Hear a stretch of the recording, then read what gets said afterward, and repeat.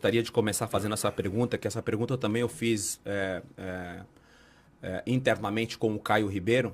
Você, dentro das estatísticas, minoria, obviamente, que alcançou o sucesso com o futebol, teoricamente sem precisar do futebol. Então, uma coisa muito mais da paixão, muito mais do que você queria fazer, um desejo que você tinha e você conseguiu. De certa forma, foi mais difícil você estar num ambiente, e não vou falar na teoria, vou falar que é verdade, a maioria de carência, né? Cidades pequenas, pobres, enfim, e que vê o futebol, o prato de comida, para conseguir proporcionar para os familiares uma vida melhor. Você enfrentou mais dificuldades ou não por causa disso? Tive algumas barreiras por causa disso, mas meus pais foram muito importantes nessa questão. Eu vou explicar aqui um pouquinho. Realmente, o jogador brasileiro, ele vem de uma origem muito mais difícil do que eu tinha. Sim. A minha não é que sobrava, mas também não faltava. A gente vem de classe média. Meu pai é engenheiro, como eu falei aqui. E, cara, tava ali legal, estudava num colégio legal até eu ganhar bolsa e fui pro Objetivo. Fiz toda a parte desde a 6ª série no Objetivo com bolsa de estudos para jogar futebol. Então isso é só para ilustrar que assim, não faltava, mas não sobrava também. Então, quando eu entro ali, os meninos me enxergam, a grande maioria enxerga assim, cara, você não precisa disso aqui, você está tirando a nossa oportunidade. Isso. É meio que desafiador, você está aqui desafiando a gente. Até eles entenderem que eu não estava ali, eu estava ali para realizar um sonho como eles também gostariam. Alguns era o sonho de dar uma vida melhor, não só para ele, mas para a família, para não sei quantos irmãos.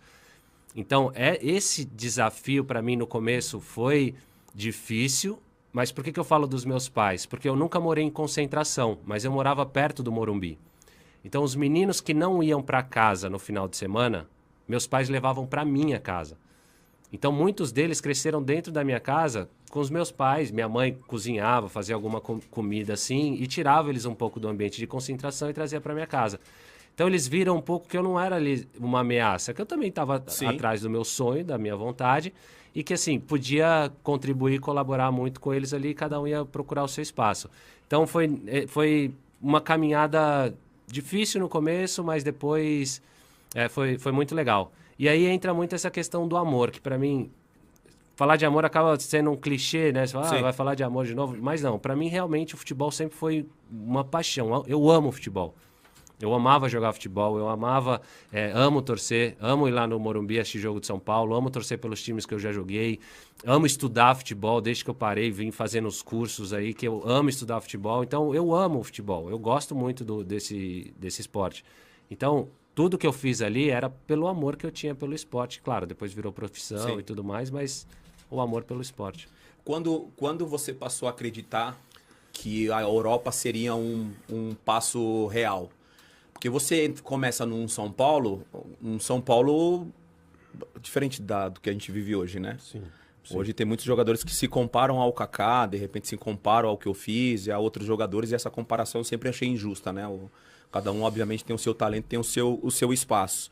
Mas quando você conseguiu visualizar que aquilo que você estava sonhando ou que você sonhava estava acontecendo?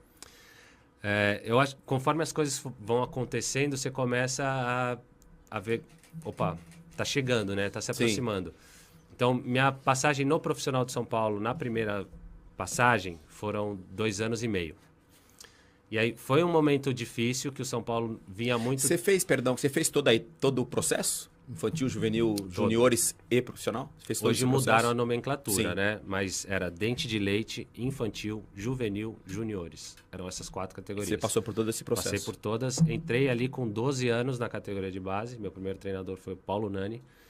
E lembro de todos eles com o maior amor e carinho, todos os meus treinadores. Mas antes disso eu ainda fui sócio do São Paulo. Ainda sou até hoje, né? Mas com 7 anos eu virei sócio do São Paulo. Comecei a jogar campeonato interno, seleção de interclubes, até com os 12 anos ir pro São Paulo. Alguém já te falava nesse começo, aquela ideia que a gente tem quando o moleque tá surgindo e que pode vingar ou não, mas, opa, que tem um jogador. Seja em casa, você já ouvia isso? Ou de um técnico, de um colega?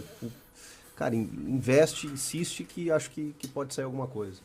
Quando eu cheguei em São Paulo, eu fui estudar no Colégio Batista Brasileiro, em Perdizes.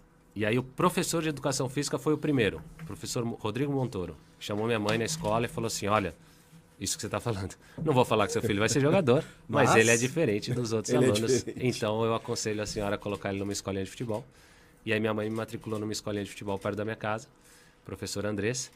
E aí eles fizeram... O treinador da escolinha era treinador do Alphaville Tênis Clube. Então ele podia levar alguns alunos da escolinha para jogar pelo Alphaville Tênis Clube. Então eu treinava na escolinha durante a semana e final de semana eu jogava pelo Alphaville, isso durante um ano. No ano seguinte fiquei sócio de São Paulo e comecei a jogar lá. Então algumas pessoas foram vendo essa diferença e criando para mim algumas oportunidades. Então minha primeira oportunidade no amador, com 12 anos, veio do seu Iano, que é pai de um menino que jogava comigo, o Marcos Iano. E aí ele é até hoje conselheiro de São Paulo, o seu Iano, uma pessoa que eu tenho um carinho, uma gratidão imensa. Imagina. Ele foi o primeiro que abriu a oportunidade para eu fazer um teste no São Paulo. Falou, olha, tem um menino que joga lá com o meu filho e eu gostaria que ele fizesse um teste aqui. É muito legal esse processo. É muito legal, cara, é muito legal. Gostaria que ele fizesse um teste aqui, aí fui fazer o teste e fiquei, dali começou a minha carreira na categoria de base. Mas você teve um acidente, né? Eu tive um acidente aos 18 anos. Minha categoria de base, cara, não foi muito simples, não. Foi meio porque as pessoas não sabem. Não, o Kaká chegou, caiu de paraquedas aqui, virou jogador, pronto, era o melhor do mundo. Não é assim. Não foi. O processo foi difícil comigo. Eu tinha um problema de crescimento. Eu tinha 2 anos de atraso na idade. Esse problema nossa. passou, né? Esse problema... Aos 15 anos, ele... né? O pessoal olha, acha que já chegou ali, né? Já veio desse jeito, pronto, formado. Tive um problema de crescimento, é sacanagem. Você não crescia? Então, eu tinha 2 anos de atraso no meu crescimento, né? Na idade óssea. Então, isso retardou meu crescimento até os 15 anos. Então, até lá, quando eu tinha 14, eu tinha o corpo de 12. Caramba. Cara, na categoria de base, você sabe a diferença que faz. 1 ano faz uma diferença. 2 anos, então. E aí, durante todo esse processo, eu fui reserva. Eu só treinava. Final de semana tinha jogo, eu ia pro jogo. Eu não sei se hoje ainda tem o corte, né? Mas naquela época o treinador colocava 20 jogadores, 18 iam pro jogo, era o titular, mais o banco de reservas, e 2 eram cortados. Cara, eu ia pro jogo já sabendo que um era eu que era... Sério, Kaká? Cara, é triste, assim, porque eu chegava lá, você chega naquela vontade, né, de jogar e bate lá em cima. Então, passei 2 anos assim. Aí, vontade de desistir, né? Falei, vou parar. Falei pros meus pais que ia parar, falei, não quero mais. Não, e eles? Cara, eles foram nota 10, assim, como sempre. Me sentaram na mesa, meu pai falou, olha, eu sou engenheiro, amo o que eu faço. Agora, tem dias que é duro, difícil. Agora, eu amo o que eu faço e esse amor me faz eu desafiar esses obstáculos. O que eu quero dizer aqui é que o que você escolher fazer, se quiser parar de jogar, tudo bem. Saiba que o que você escolher, você vai ter seus desafios. E aí, quando você ama alguma coisa, vai ser mais fácil. Falei, acho que eu amo jogar futebol, vou continuar. Você tinha alguma outra coisa na mente, assim, um plano B?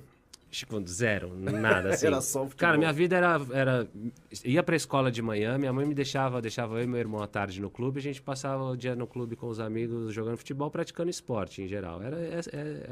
Essa era a minha vida. Você tinha alguma referência, Kaká?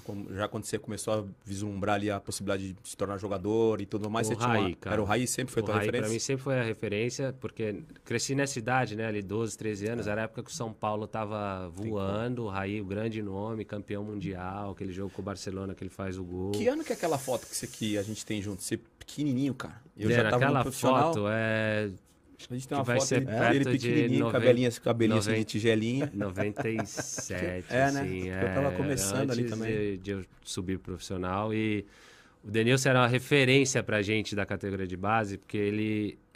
os sócios, na época, o pessoal que morava na concentração podia vir brincar na quadra, né?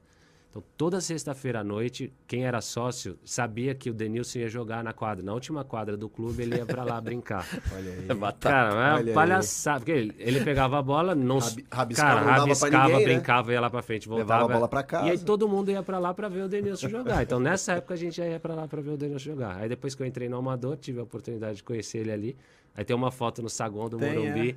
Eu com o Denilson, o Filipão mostrou essa foto véspera da final de 2002 também. É muito legal. O Dena já no profissional, eu crescendo ali na categoria de base. mas sempre foi referência.